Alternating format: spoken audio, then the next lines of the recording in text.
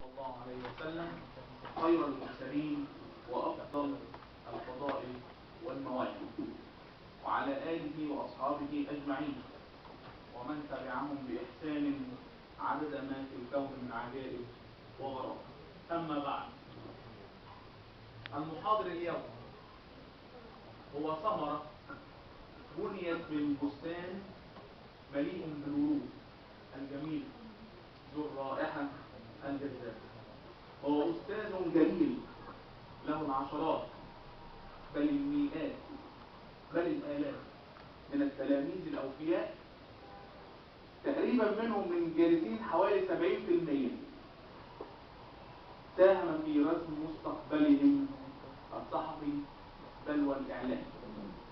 فتلمست على يديه فتعلمت منه المصابرة والجهاد وراء طلب العلم. الأستاذ الدكتور أشرف فهمي خوخة، أستاذ الصحافة بالمعهد العالي للدراسات الأدبية كينج مريض. اتفضل يا دكتور.